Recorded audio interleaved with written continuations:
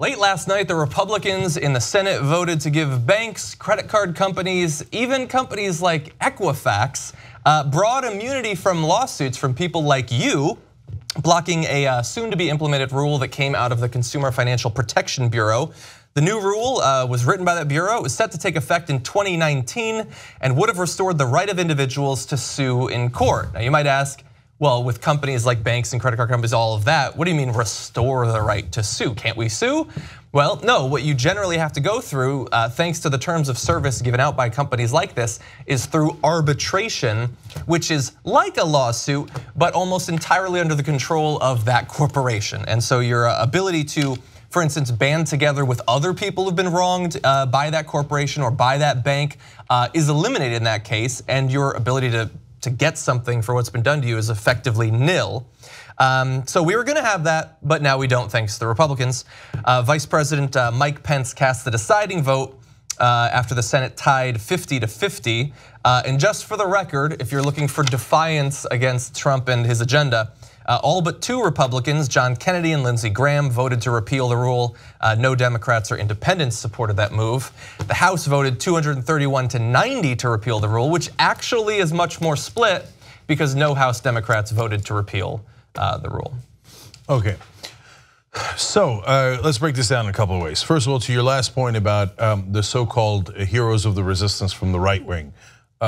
Jeff Flake, where are you? I thought you were fighting Trump. Bob Corker, where are you? John McCain, where are you? He was giving a speech. Yeah, so look, I appreciate their speeches and I pointed it out. But I also told you at the time, they're gonna keep voting with him. And it goes to the point of, no, they're massive right wingers and they're looking to rob you. And this was an absolute robbery. That's what I'm gonna explain second. But that gives you a sense of why they're coming out against Trump. It's not because they're like, oh my God, it turns out he's gonna give people everything to the rich and take everything away from the middle class. Yeah, they're Republicans, they love that, right? They're not outraged by that. But guys like Corker and McCain, they have heard from people inside the White House and they have seen it with their own eyes. The guy is a total buffoon and completely dangerous. At any moment, he could start a war. And even John McCain is like, don't start unnecessary wars. Yeah. So like this has a couple of layers to it. The Republicans are not good guys in this case. I don't want you to get mistaken. What they're saying is, yeah, we like the robbery. We signed on to that, right? What we didn't sign on for is for this guy being a maniac. And they're saying to you, like, don't get me wrong, he's a maniac. So, okay, now that's a separate issue. Now let's go back to this issue and this is Republican 101. So let me break down for you the gigantic difference that this makes. So when these financial institutions, and it actually applies to other companies too, because now everything is forced into arbitration in all the contracts that you sign, because the Supreme Court is also corporatist, okay, because they were picked by corporatist Republicans to do the corporate's bidding. So that's a long story I can get into. But anyway, they made their decisions 2011 and 2013. So in 2009, there actually are still some class action lawsuits out there. And it's not like all class action lawsuits are over, but especially for financial institutions, they are now far, far, far more limited. Back when they existed, people found out that banks were ripping you off on overdrafts. Yeah. Now, they did that systematically and to the tune of billions of dollars. So they just take from you $5 at a time, $25 at a time, $30 from a time, and they knew that it was wrong, but they were doing it anyway. You stopping me? Yeah, and so it's great that we caught them on it, and we were right.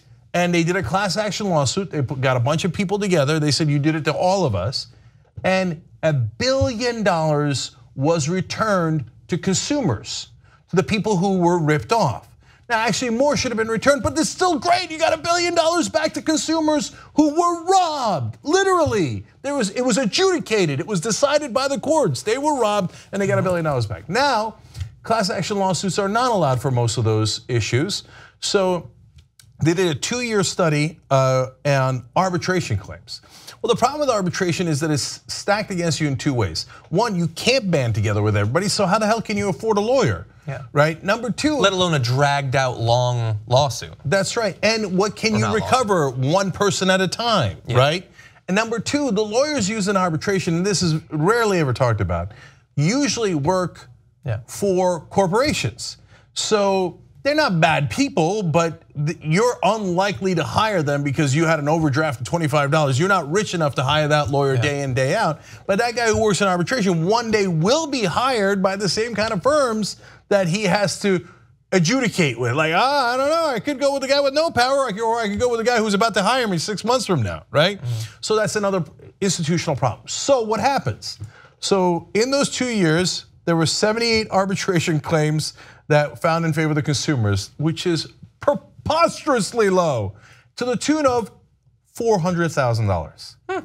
So in one case alone, before the Supreme Court said, no, we love corporations and we don't really like consumers, we're gonna give them more power. Before that, you got $1 billion returned to consumers who'd been ripped off.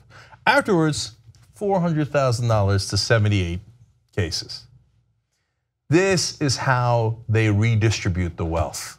This allows for the banks and financial institutions to systemically rip you off and get away with it. And the Republicans love it. That is their main modus operandi. So they get money from those banks, and then this is how they return the favor. So when you have private financing of elections, and these guys put in millions of dollars to the Republicans, they get billions in return. And that's billions that they ripped off from you. If they're just getting the money for normal financial services, great, no problem. That's the whole point of a bank.